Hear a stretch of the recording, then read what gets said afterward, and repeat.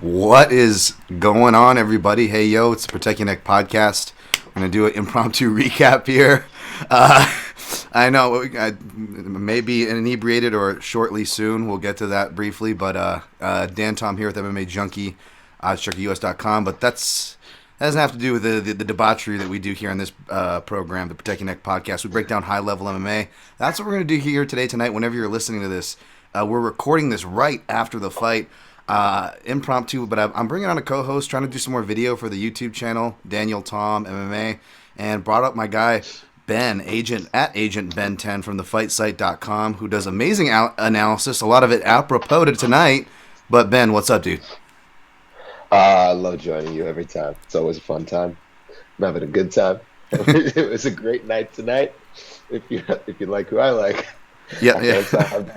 We need blonde hair, I think, and we need to do it in unison, right? The rock in unison. Like dye their hair blonde. I would dye my hair blonde if my wife wouldn't absolutely murder me.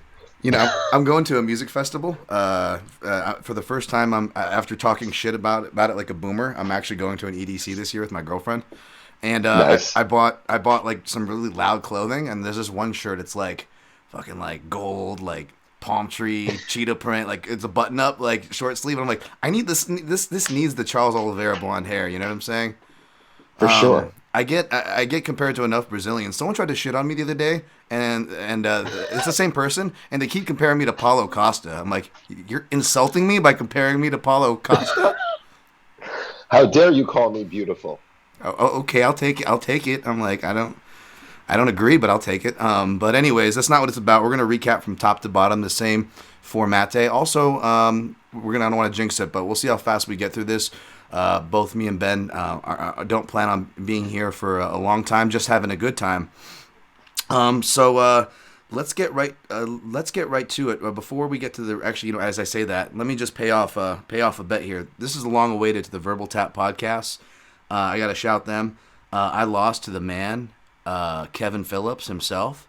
He beat me down with the picks. So before I gotta balance out this victory lap, Ben. Right? Little humility. Mm-hmm. Gotta pay off a bet, as well as kick the party started, because he told me to get on these things called ranch waters. Now, I'm late. I don't remember the bet, and from what I remember the bet, I don't think I have enough of these spicy ranch waters. Okay, little free promotional plug from West Texas.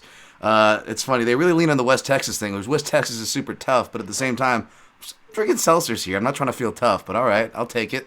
Mm-hmm. So the joke's on me. I've been buying these things for a while, and I've had to keep replenishing because I've been so busy. I can't get around to a bet for like one reason or another. My face been breaking out like crazy, no time, this or that, whatever prima donna bullshit you want to say. I've got the excuse ready. In the meantime, though, I've gotten hooked on these damn ranch waters. So damn you, Kevin, for that. Take some joy there, and to make up for it, I'm gonna do the classic.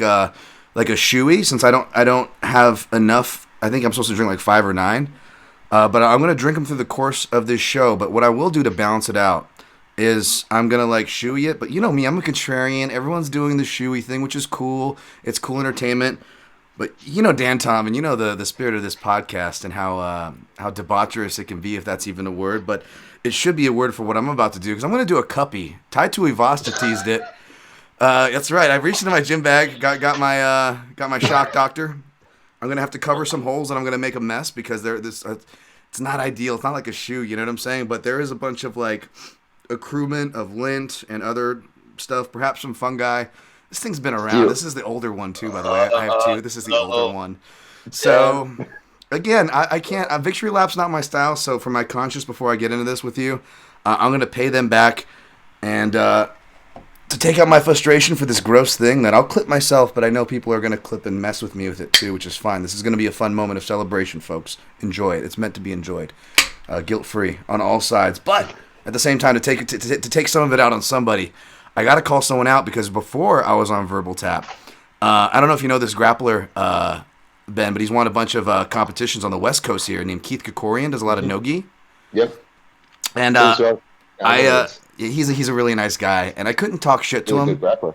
Yeah, thankfully I didn't compete with him. I competed with him in a pick contest, and he owes me I think 8 to 10 Jack in the Box tacos.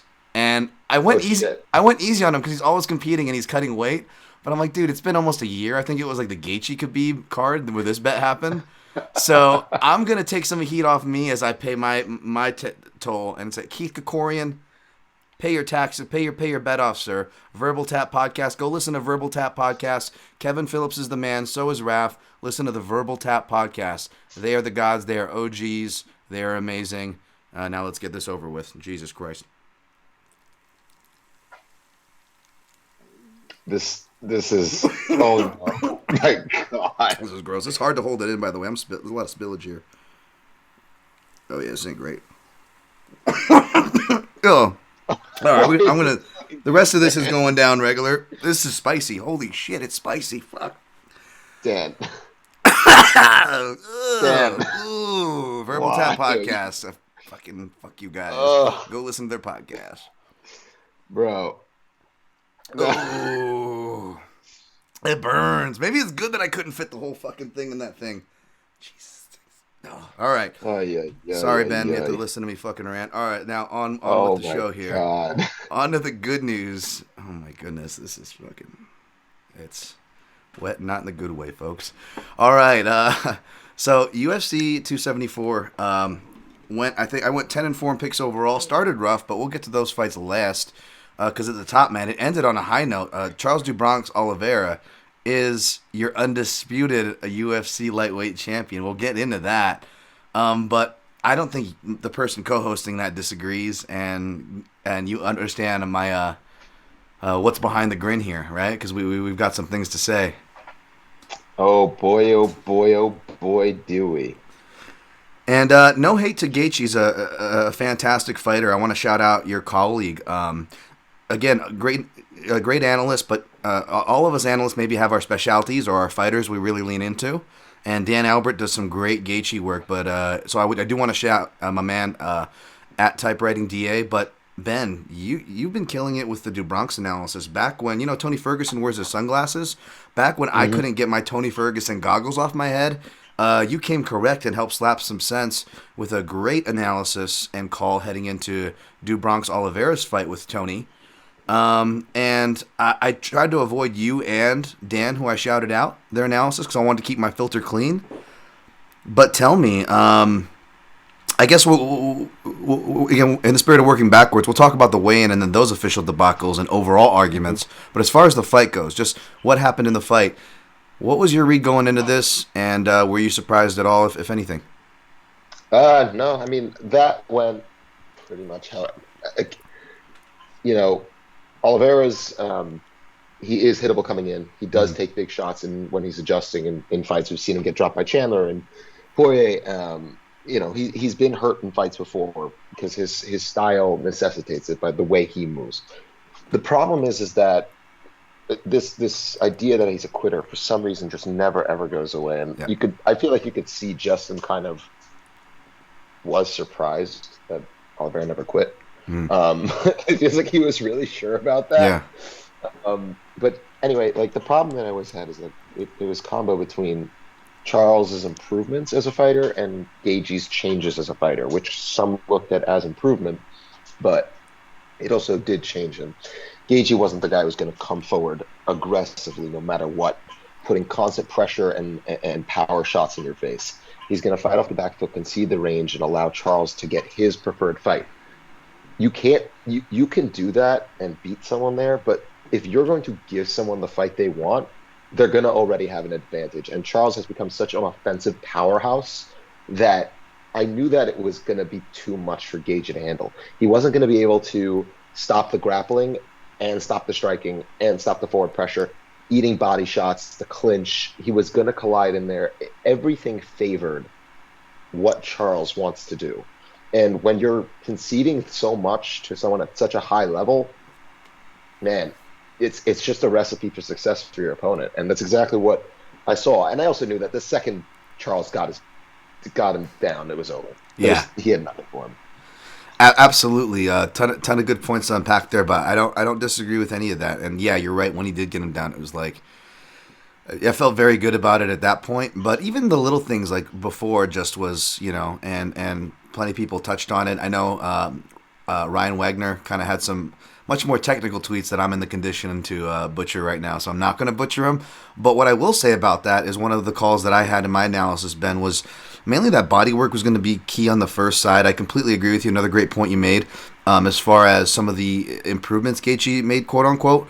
As far it really kind of put him to the back of the fence, and that was a big thing, directionality. I remember you were part of that panel, correct? We did in the fight site where I guested on, and we did the kind of four, which I'm glad how it played out. We did kind of the you can't really say four kings because it's there aren't the parallels there in boxing to the 80s middleweight division of boxing, but we did essentially our interpretation of that, a more relevant one for the lightweight division with Poirier, Chandler, Do Bronx, and Gaethje.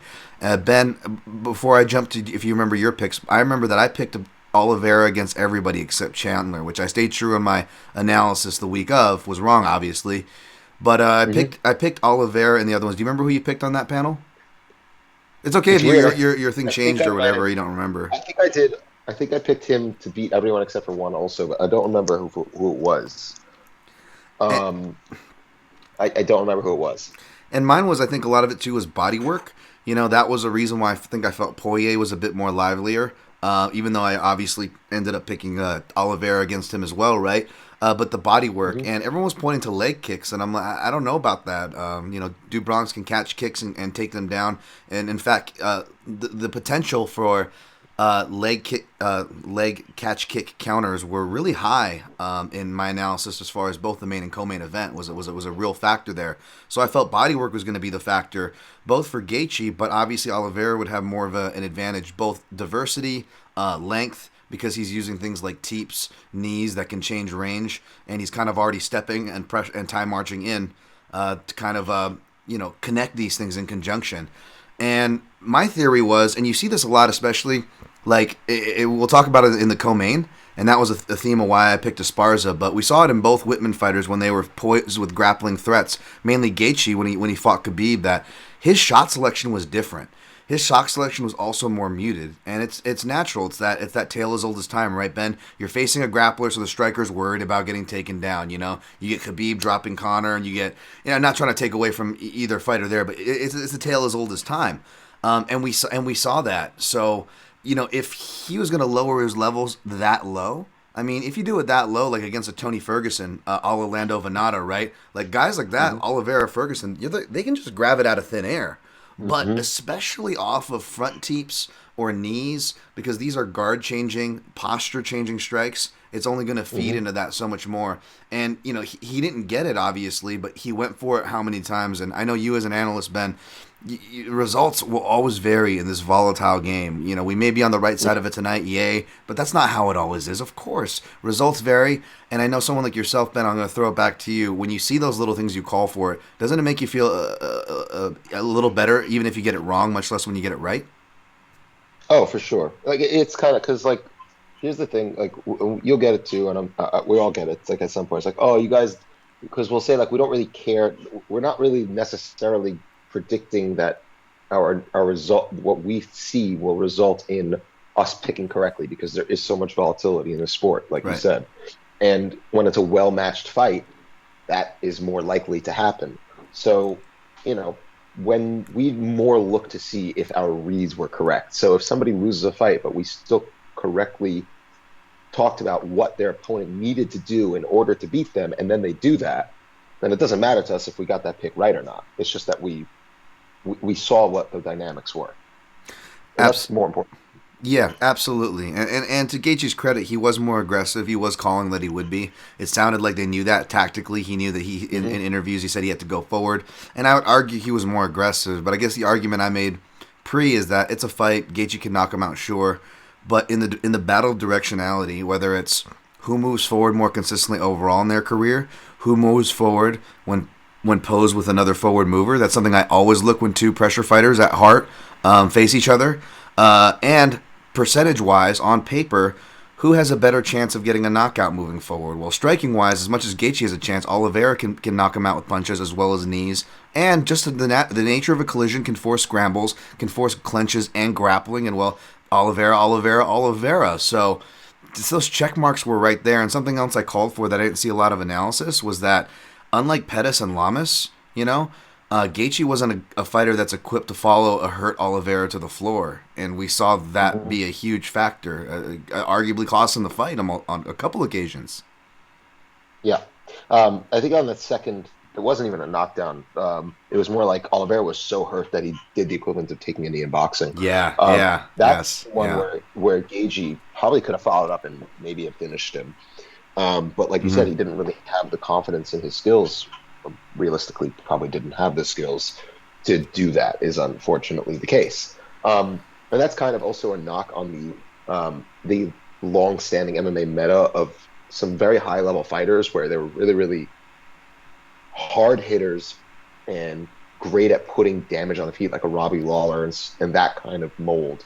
Rory McDonald, where they had enough grappling to go. I think Connor and Phil were talking about it this week on Heavy Hands also. Where it's like that they can go for a good minute and then they're done. Like they can only go for a certain amount of time and then they don't have that depth of skill. Being able to continue to hold you into that like range where you can't just scramble out, man, that's I think a really hard counter to this, and that's what I love about it, seeing that kind of level of success where it's like Peter Yan losing to Aljo because of that one specific thing that he's just not able to contend with him. Anyway, with regard to the actual fight itself, there's a couple of things that I really, really liked. One, Oliveira really keyed in on Justin's attempts to get him with that right hand over the top, because a big part of Oliveira's game is to extend that arm off the missed jab or the missed punches and get that collar tie. Gaethje did prepare pretty well for that, and they were able to land those right hands at first as a counter. Excuse me.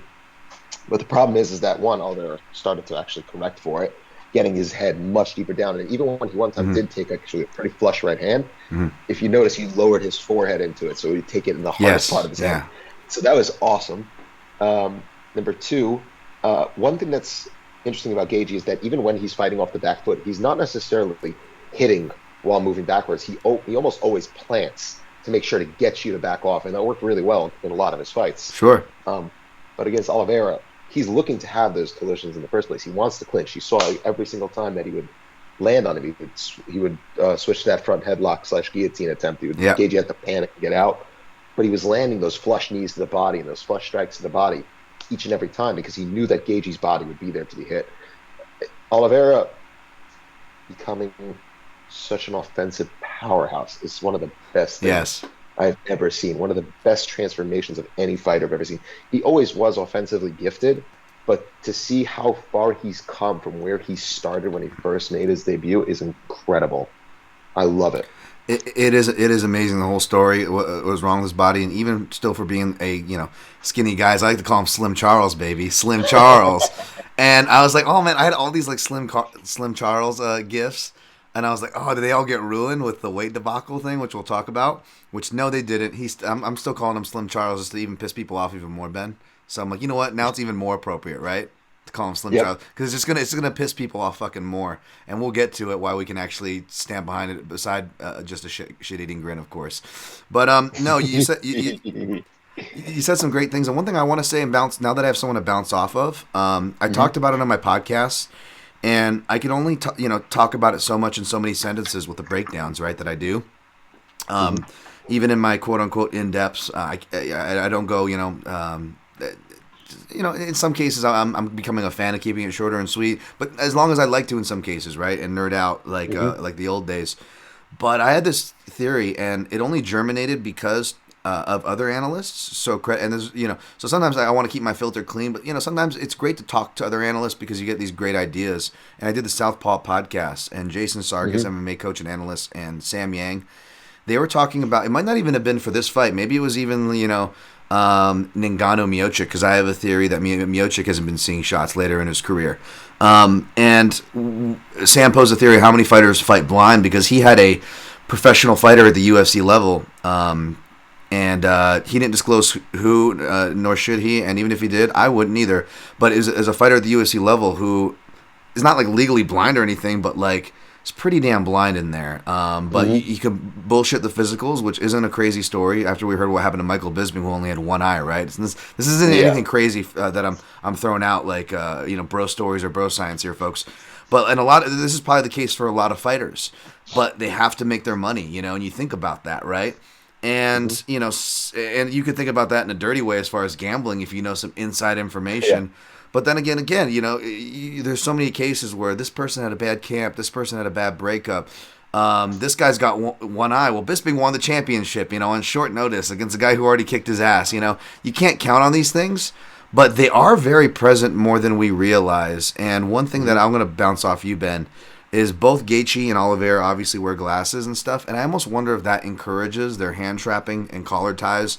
The fact that they are so apt to use those offensive weapons and defensively. I'll throw this back at you, Ben. Something I noted, and again, Oliveira was getting caught more out of the break than coming in, because I believe Gaethje, anytime I looked at someone touching him, he let him touch him. He didn't care about making contact. Now, if you shot on him, Gaethje would sprawl. But as far as making contact and clinching and zombie guarding, however you want to say it, like, every time I went to look at that, I'm like, he is way too comfortable than he should be for someone who's about to fight Oliveira. And I almost wonder because if that's a comfort for them for their vision. And as far as shots, if you look at the shots that hurt them, whether it was Chandler early in both of their fights or guys like Poirier, Poirier was timing him and crashing and striking with him really well to Oliveira, obviously. But a lot of it again is timing based, whether he was timing and crashing counters or doing change-ups. And it worked beautifully both on Oliveira as well as Gaethje. The jab to the body, right? It was body work and timing change-ups that really, really worked on him. Michael Chandler would do that too. He would go slow, and then do his explosive blitz. And it's not that Gaethje can't change speed on things. It's not that he can't time things. He can. But in the examples that I just gave, Gaethje doesn't do that same thing. And that was part of the reason too why I felt better about my Oliveira pick. Any of that track with you or check out? No, I mean, that was actually really, really well said. Gaethje is very much a feel fighter also, and I think the best way I would kind of I would try and do a more simplistic version of it, because that was really, really in depth. Gaethje is just worse at doing something that he's most comfortable doing than Oliveira is, and that's like fighting in that in close touching and feeling where you are in relation to your opponent so that you can land. Oliveira has, in my opinion, more options from that hand fighty mid-range clinch battle than Gaethje does. Even if Gaethje might have maybe one weapon that might be a little bit more potent than Oliveira, so like that maybe technically has a little bit more power individually in his shots. But man, Oliveira just has more options, and he can beat Gaethje in more ways than Gaethje really can beat him. It's not like Oliveira has to worry about Gaethje shooting a takedown or trying to hit him in the or really to throw certain types of strikes. Gaethje's gonna throw a collar tie and uppercut you. That's really most of his offense there. I do wish he would have brought back leg kicks from the clinch. That would have been super interesting. Yeah, those are my favorite. That's my favorite Gaethje technique. It really is. I thought he was just going to do more of the. He hits one of the best combos he hit on Khabib, which was an uppercut to the body and a left hook. Mm-hmm. That was going to be the money combination for him, in my opinion here. Or obviously his parrying, his rear parry timing shot, which again falls into the touching and feel based fighters. Mm-hmm. And I know probably my man Dan Albert's like, I covered this already. So go check out his stuff at Typewriting D8. Before we push on to the rest of the card, which will go a lot faster than this, folks. Yeah. Just real quick, the debacle with the scale and why we are still calling him the UFC lightweight champion. Before I push it to you, Ben, I just want to say, boy, I'm not a tinfoil hat guy. It's really dangerous to be a tinfoil hat guy. In any case today, right? But if there was ever like a time where you wanted to like throw a conspiracy to the UFC promotion, it's this, because here's a fact, folks. Here's a fact. Their most valuable title is the UFC lightweight title because it's the most realistic reach of Conor McGregor.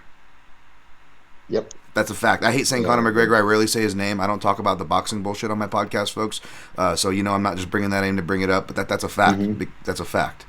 But anyways, without getting too tinfoil hatty, what's up with that bullshit that happened, man? Before I address that, I want to actually add one more thing to the. Oh, sorry. Yeah, please, yeah. No, it's one thing I actually just realized. Like, I just realized I think most guys who generally throw a little bit more to the body don't throw as much to Oliveira coming in because Oliveira is so good at using his opponent's punching attempts to lock in a clinch. He did it to Will Brooks. I think he did it to Paul Felder too. Like he's really good at timing his punches to the body and using it because it's a connection for him. Yeah. Right. And Yeah. and usually a body punch you have to be a little bit closer. So he's able to grab you much more easily than if you're throwing to his head. I just want to add that one thing. No, that's and good. also this whole weight cutting thing,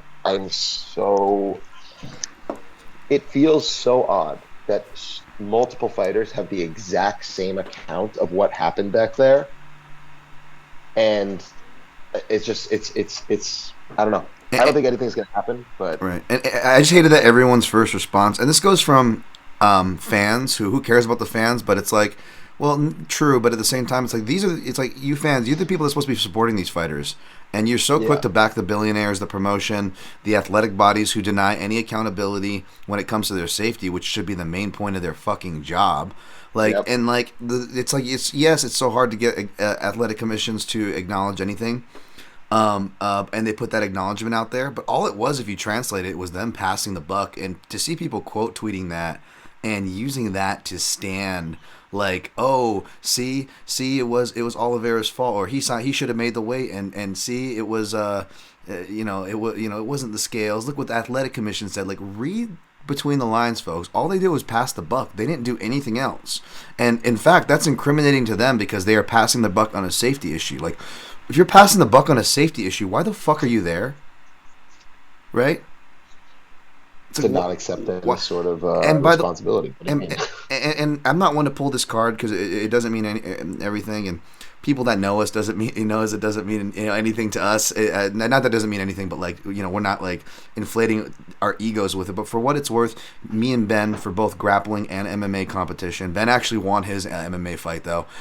We both have cut weight multiple times for competitions though. So we're going to be speaking from experience on this, but that mind fucking, all it does is make the performance we saw even that more impressive, that he had confidence all the way through.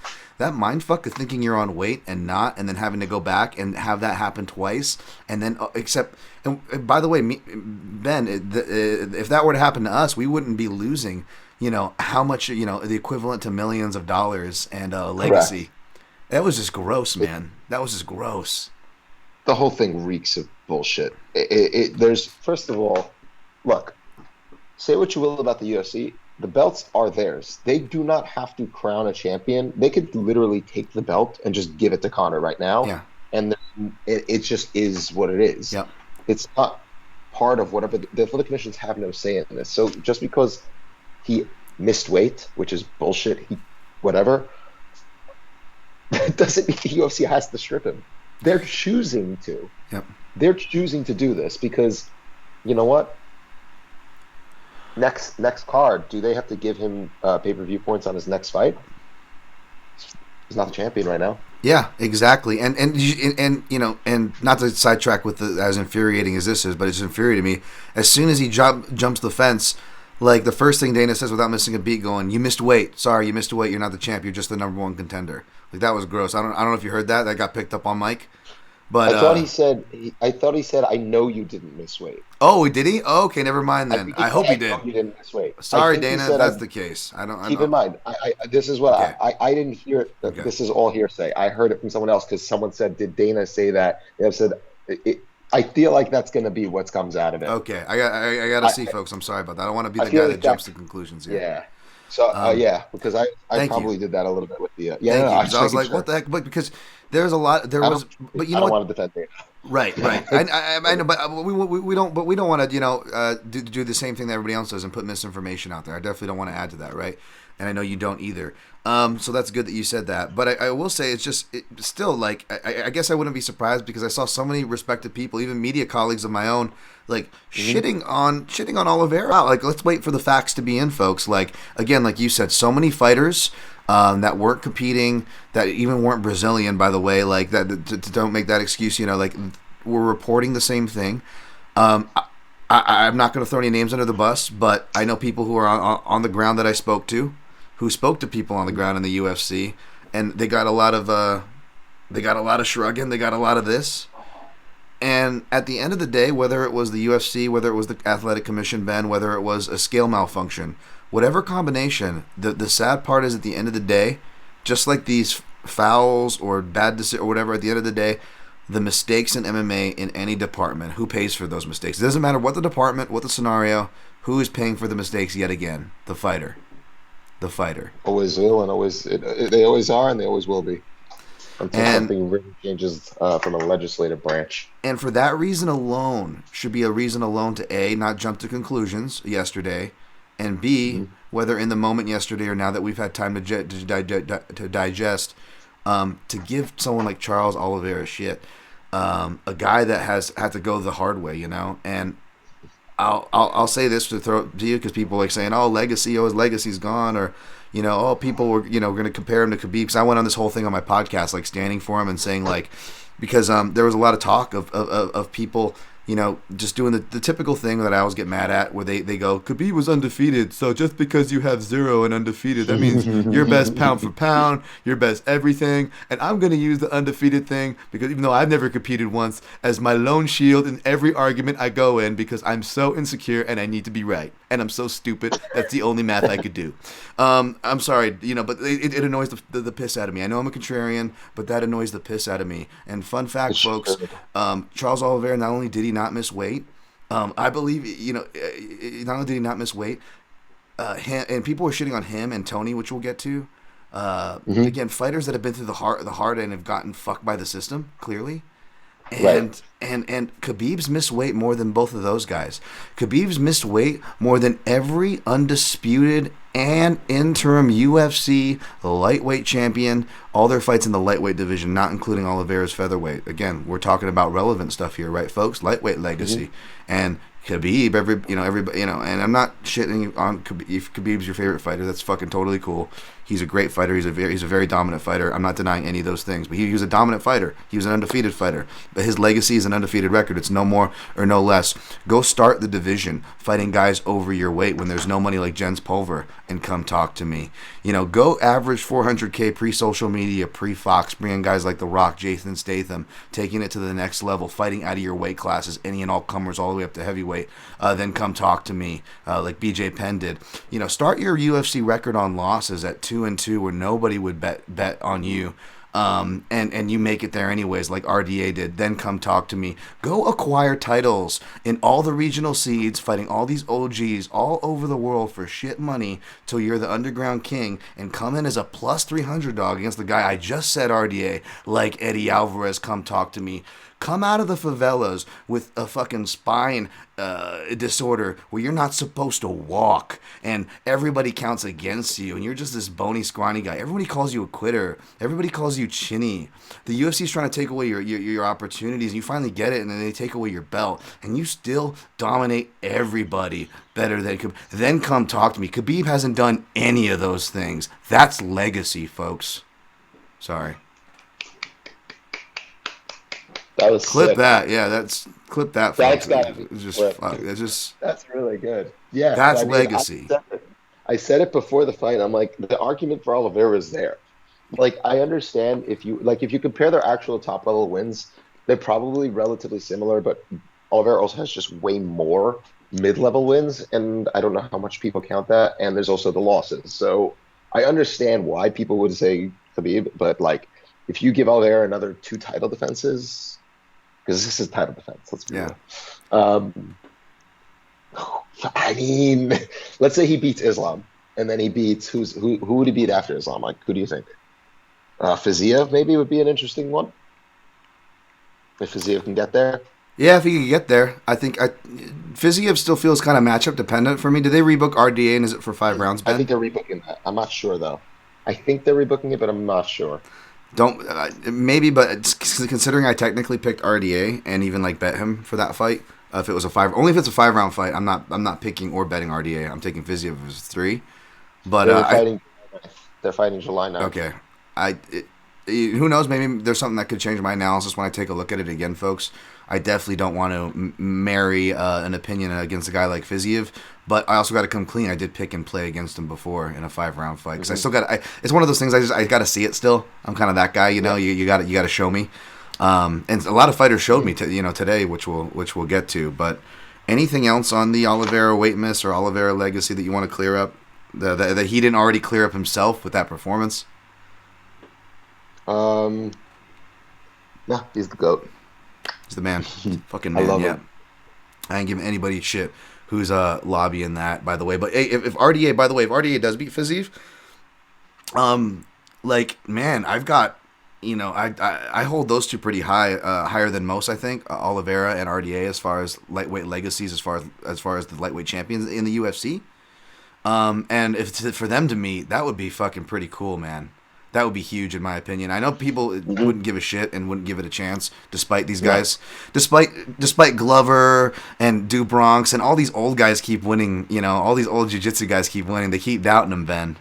But I love it, dude. I love it. We got Ajo right now. We got, and you know what? Moreno was a jiu-jitsu guy originally, so we almost had it. And Figgy's a black belt in jiu-jitsu, but we got Aljo.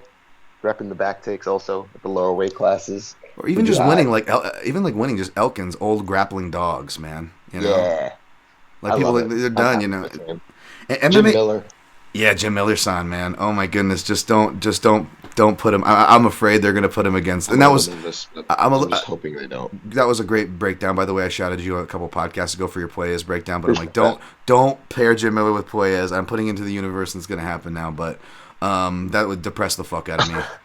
Even if you're a Puelles fan, it should depress the fuck out of you because it's Jim Miller. You know what I'm saying? Yeah, I don't want to see him get subbed again. You know what's going to happen, exactly. I was cool with Oliveira doing it just because of the first fight, but I don't want to see it. But all right, next fight. Sorry, this was mainly an Oliveira podcast, so we're going to be really fast. And there's not much to say, man. Esparza defeated Rose Namajunas. Were you even scoring this? Do you even care about the score? I didn't watch it. I'm not going to watch it either. There we go. You're not missing it. You're not missing really anything. It was essentially just a low volume fight where when nothing happens, you can literally. The reason why I didn't score because I wasn't watching it religiously, and when it's low volume, a single punch can literally sway the round, or a single action, I should say, right? A single impactful action can sway the round. So if you miss something by looking down at your phone, it is like 10x more costly. In other words, is what I'm trying to say. If that makes sense. So, and there's way too much misinformation. There's way too much people who are drinking or betting on fights, posting MMA decisions, which provides more fuel for people to be in people like me or Ben's comments going, no, this is actually the score. How could you have it that way? Look at all these scores. Look at these numbers. I can't show my work, but I know numbers. Sorry, that's how I interpret most of the arguments I see for things. I like it. Maybe it's other sports that's to blame because everybody comes in trying to translate models, stat models, betting models, and I'm like, this is not sports. It just doesn't. Yeah, I know it's a sport. It's not sports. Anyways, but yeah, so I called Esparza by decision. I obviously thought there was going to be more wrestling and more action in general, but I did say in my analysis all week was that, again, similar to the note with Gaethje, was that faced with a potential grappling threat, Esparza's obviously not Dubronx, right? But again, what's her win conditions in many's eyes is on the ground. Dubronx also has the feet in the equation, but I'm talking about the ground aspect. That can mute striking, right? That can limit your strike selection as far as kicks, volume, and overall. So everyone was talking about the striking edge. It's too vast. And I'm like, I'm not disagreeing that she's got a huge edge in striking, but tale as old as time. It gets evened out when you have the wrestling edge, and we really saw it got evened out because there was no volume. And another thing I called out was I noticed that Pat Barry has been becoming more involved in the corners, and it's been starting to look like around when Rose first got in, and he was doing that stuff when she was losing, and he was going, you had to make a choice, Rose, and you made a choice. And you got Treasure Whitman going, okay, technical pat. Like, it's been a lot of that lately. And, people are like, oh, you're hating on Rose, or you're just piling on the Pat statutory thing. Like, okay, I guess, whatever. Like, no, like many things I say on this podcast, folks, I show my work, and what I talked about actually happened, and a bunch of people were talking about piss poor cornering. Who called that? So it wasn't the fight that I was expecting, but I kind of called this fight in a lot of ways. So I'll just say that. One thing, one thing I'd like to point out about Rose in particular, and this is kind of why, like, I never really was. I would always feel comfortable picking against her, even in fights she did win. Um, and why I don't hold her in as high regard as certain other fighters Mm-hmm. is that what to me it's a very bothersome thing to look at someone and say like, oh well, whenever you face a grappler, sometimes it just like you said, it mutes their striking, and that's what always bugs me is because it doesn't have to. Yes. Joanna and Yes. Jacek is in your division. Joanna and Jacek beat the ever-loving dog shit out of Carla Esparza and would do it again in a heartbeat tomorrow on no training camp.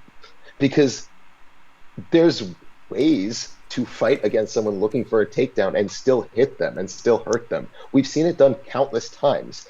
Guys who are good, guys and women who are great, counter wrestlers are the ones that can hurt you while shutting your wrestling down. Yep. We've seen it before, seen it 1,000 times. There's no excuse for a championship level fighter to look like that against someone who's just a takedown threat.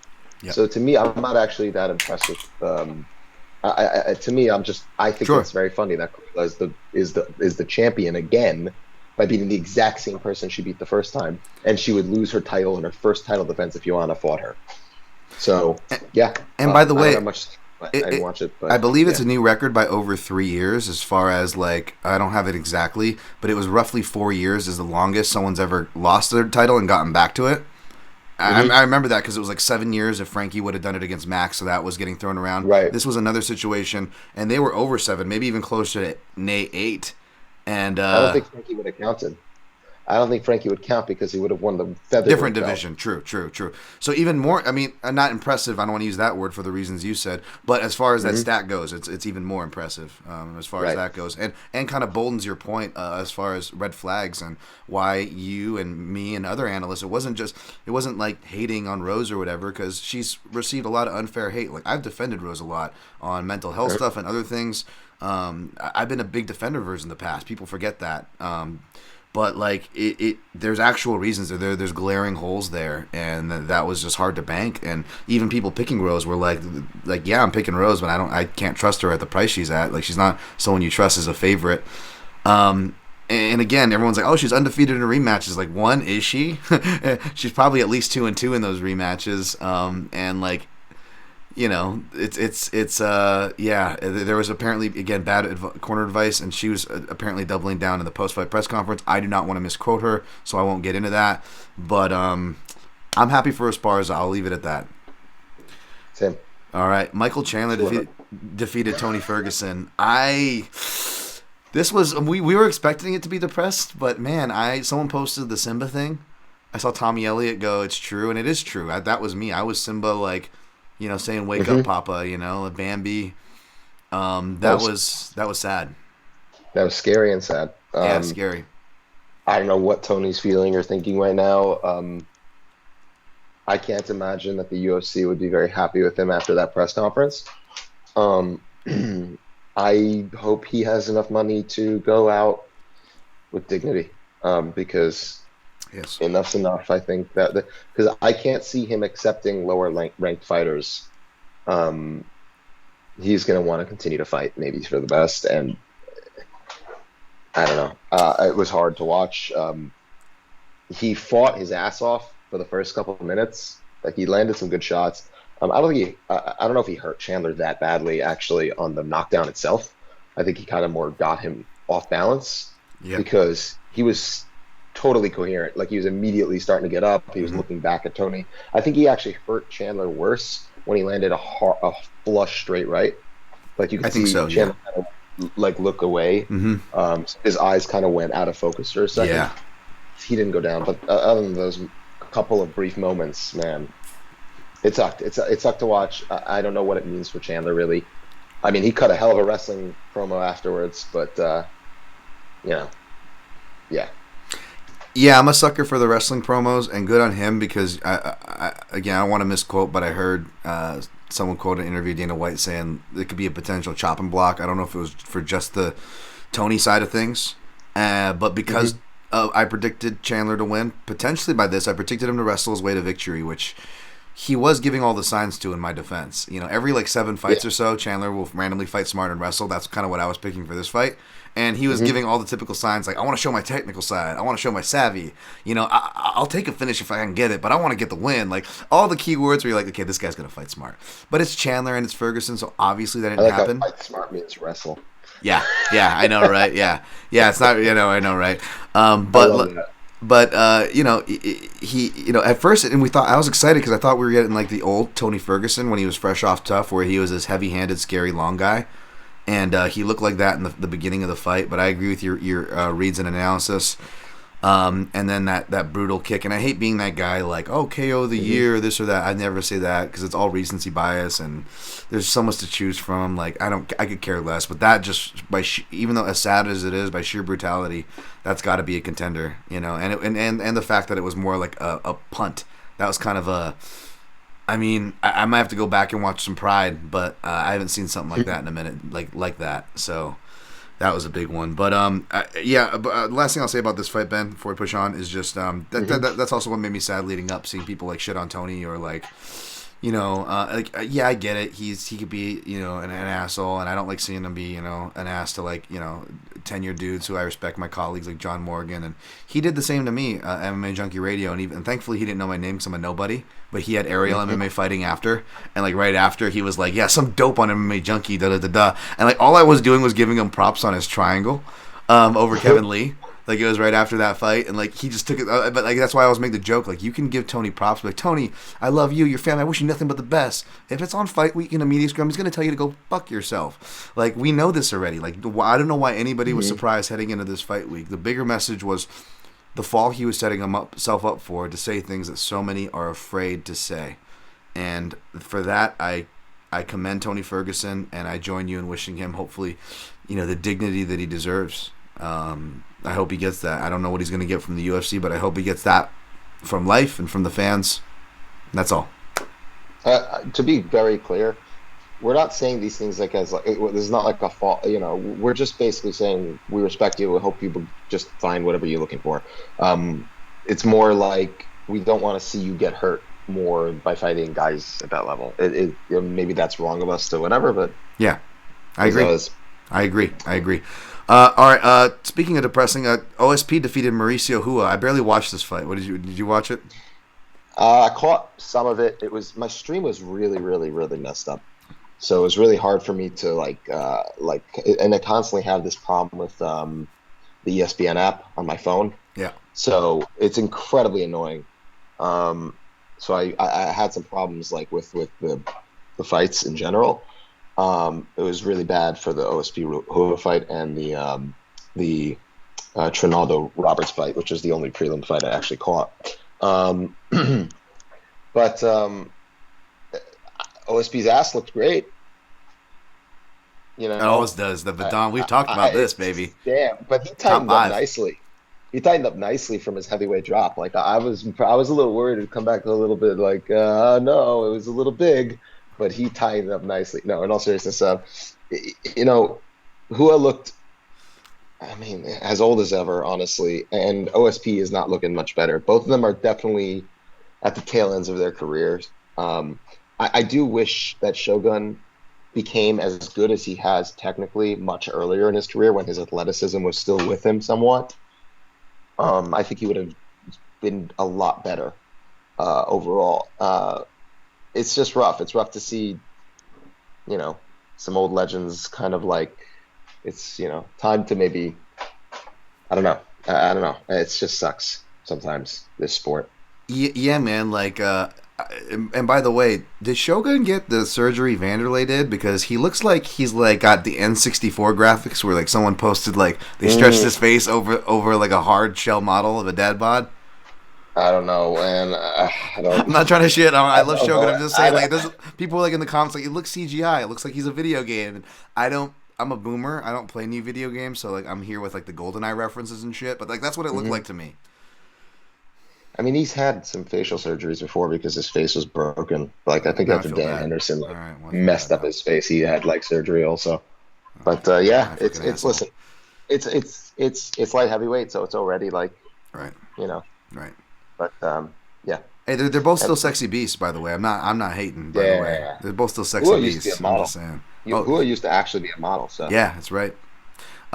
Speaking of, speaking of two guys who could also be models, especially Chaos Williams with a suitcase, but he with his suit game, but he got defeated by Randy Brown via split decision. I scored it for Randy Brown 29-28. I'm guessing the knockdown in round 2 may have superseded. I didn't look at the scorecards, but that's just my offhand guess of reading the cards. Maybe is why we have the split. But it was a fun fight. Did you see this one?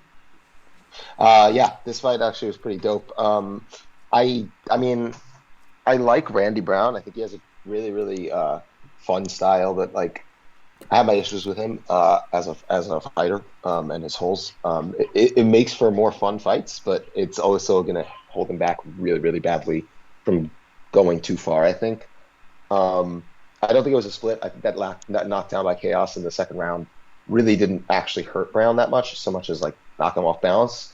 And Brown kind of beat the hell out of him for the rest of the round anyway. So I had actually a pretty clean win for Randy, 2-1. Yeah, my main issues with the Brown are just that he throws himself way off balance when he throws that rear hand. He does use it to shift into combinations with him in southpaw and vice versa, but at the same time, like he kind of threw himself off balance. If you remember, at one point he threw himself way off balance and kind of fell into the cage, if I remember correctly. Yeah. It's going to get him in trouble, and also his defense it looks cool when he's doing his little that like hands down, shoulder to shoulder thing. Problem is he's doing it where Chaos is like 3 feet away, so he's not actually even able to land. It's a lot cooler when you do it, and the guy's fists are actually like going past your head. I feel like he's a really good offensive fighter. He's great at landing some really damaging shots. I'm not a fan of him as a finisher. I think he actually is not an especially good finisher once he gets you hurt. We've seen it a few times now. So I think he's talented. I just don't know how far he's going to make it with his current style, I agree. I think a lot of the problems with what you said from his defense to the offense overthrowing the right hand actually come from the fact that he comes from a boxing base and is super tall.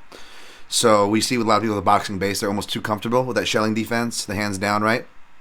And being too tall will leave you open to tall guy defense, so to speak, and getting clipped and KDFO'd, right? We saw that happen. Even when his head's not straight up, just from kind of dipping over and following that motion and being too comfortable sitting there, then you get kneed in the head from Vicente Luque, right? And I love Randy Brown, but those are great notes there. And I almost think he falls over from being off balance because tall, wanting to dart, but I almost wonder if he's got like a PTSD because he's had his legs kicked out from under him so much because they're such obvious targets. They're long, skinny. They're the closest thing to his opponents because he's got such a long reach. And he's been hurt there before, so it's like he's got like almost like a cat stance, like he's almost like ready to retract it because he's almost like so. I don't want to say afraid, like fearful, not in an insulting way, but he's afraid of being hit there, right? So it's maybe not. Yeah, it's not there for him as much as maybe it should be. If a weakness that's pretty obvious to you, or you feel is pretty obvious, it's understandable to retract in like anticipation, but the proper response should be like, oh, if I know it's going to come, then I should actually just learn proper defenses to it that allow me to continue to utilize my own offensive tools. And build off it, yep. Yeah, exactly. Like, if I know you're going to throw a leg kick, then why don't I learn specific counters to leg kicks that would allow me to do damage in offense? But yep.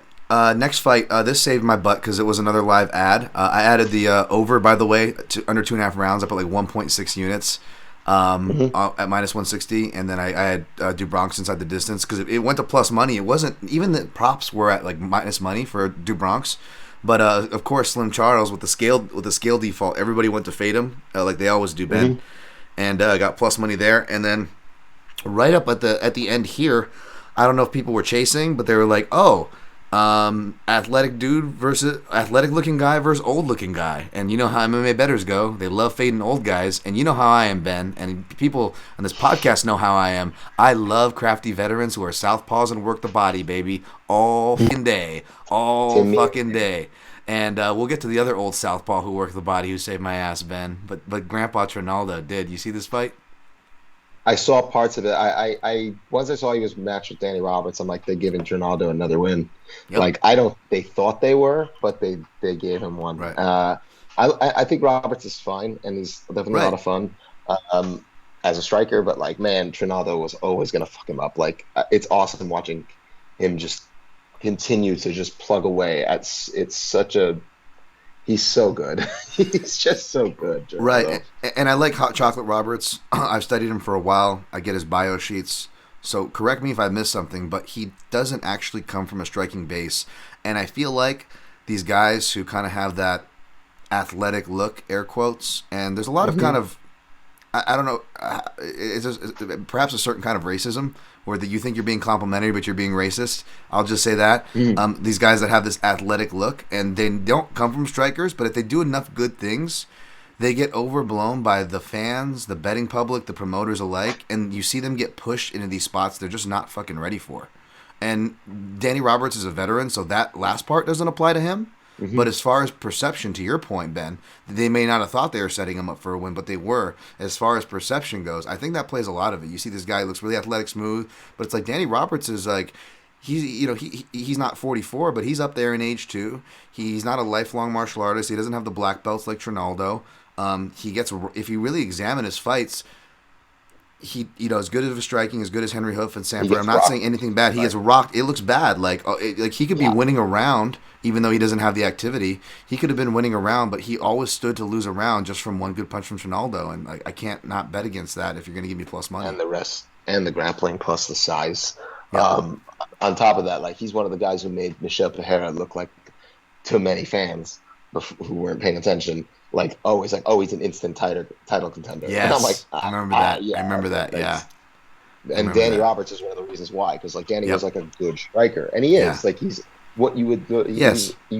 Oh, that's the guy. Oh, he's a super technical and clean, and he's going to be able to completely outmaneuver Michel Pereira if he's really good enough. And like, oh man, if he beat Danny Roberts, he must be good enough to like take out these strikers. And I'm like, oh my god, like, durability matters, and unfortunately, Roberts lacks that. It's kind of one of the things that no matter how good you are, if you don't have the durability, it's going to come back and bite you in the ass, which Yeah. is why Leon Edwards is so it's so interesting to watch him fight, and I want to see him fight people who can actually like hurt him as opposed to guys who shouldn't be able to hurt him like Nate Right. Diaz. Right. Yeah, So absolutely, and that's why I picked and played him in his last fight, and he cashed it like a plus 275 dog against Ameev because Ameev was low output and he's been around the game like Trinaldo, except he's not as crafty. He doesn't have knockout power. He can't hurt him. So I was like, oh yeah, Roberts got a shot at least. It was a close fight, but he's got a shot. So I don't hate Danny Roberts. He's a good fighter, like you said. But yeah, that was great points. Moving on, just to blow through. I didn't watch this fight. Chasson moved up to 145.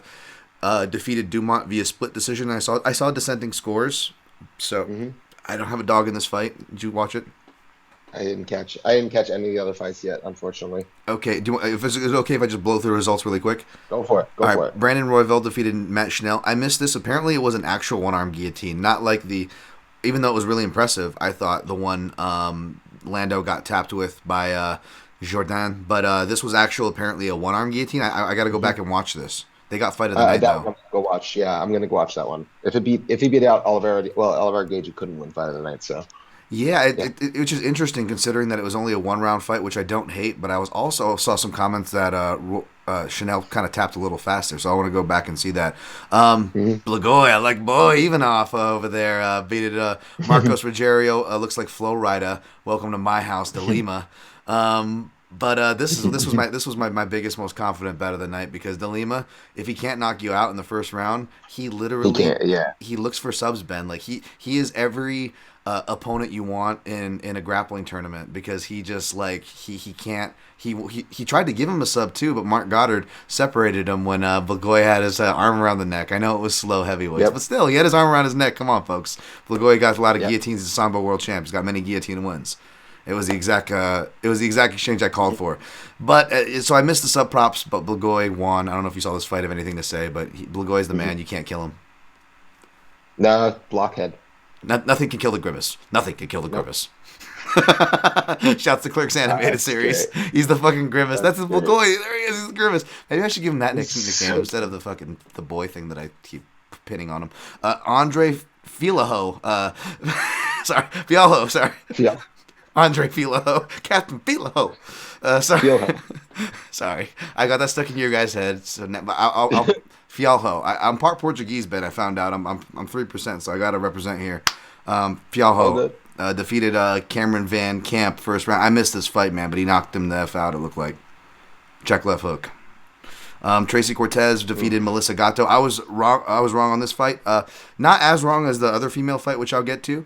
Because Gatto showed the reasons why I took her. She's always going for subs. She's always going for action, but too much bottom position. And I like Cortez, and I like her game. So, no hate. I'm very happy for her. I like her story, too. CJ Vergara defeated Clayton Rodriguez. We'll go Shaman Rodriguez. So shout out to Ed Gallo. Yep. Oh, my God. Shaman's a boy because of Ed Gallo, so... Well, split decision Shaman too, right? So in the spirit of Shaman Moraes, because doesn't Shaman got a lot of splits on his record? True. So this is a very Shaman Moraes performance here. Very Shaman Moraes.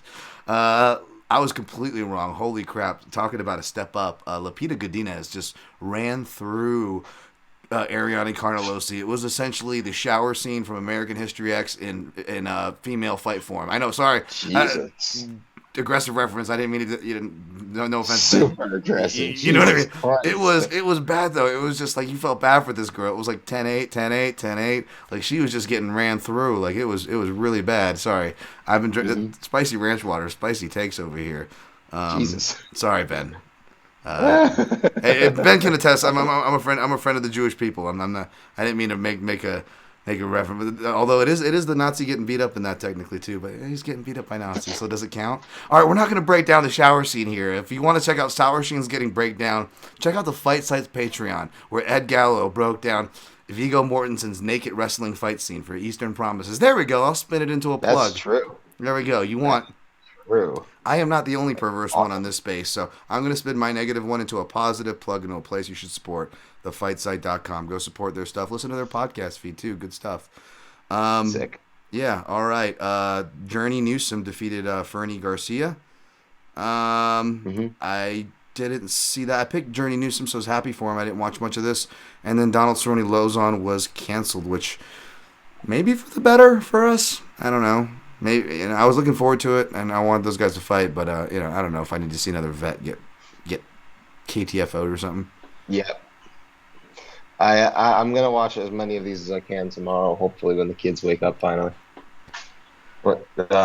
Meaning when the kids are asleep, not wake up. I need them to be asleep so I can watch. Thankfully, they're asleep now, and you have headphones with me being potty mouth over here. Ben, I just wanted to get through this, so longer than I wanted to do, but of course, thank you for sticking through. Thank you all. Of course. And anything else you want to say? Plug. You do great work. Obviously, at Ben10 on Twitter to find you, as I have you plug below. Any competitions, any work you want to plug? What's going on, dude?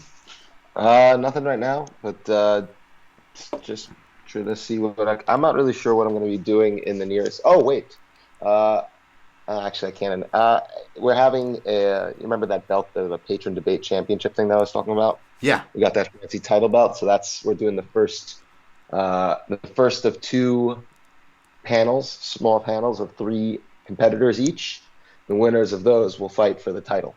So it's going to be, we have the topics we chose. It's going to be coming. You're basically going to be just a debate show about MMA stuff. So sometimes it'll be fun, sometimes it'll be serious. Participants will be encouraged to insult the hell out of each other. Nice. Ad hominems are absolutely on the table. Just no immutable characteristics, of course. It's going to be fun. That sounds like a good time, man. Thank you for joining me. Thank you for putting up with me as well as the listeners here, especially inebriated me. Waited to the. Yeah, I'm gonna go finally eat something today, dude. You need to get back to your family. I've taken you enough of your time. Thank you. I'll have this out this in the wee hours of Sunday and beyond. All right, thanks for tuning in. Give it a like, subscribe. Protect Your Neck podcast. Thank you guys for all your love and support this week. There's been and the well wishes for the other Ben in my life, my dog. So thank you guys for that. All right, as always, protect your neck. My man. I love that. What?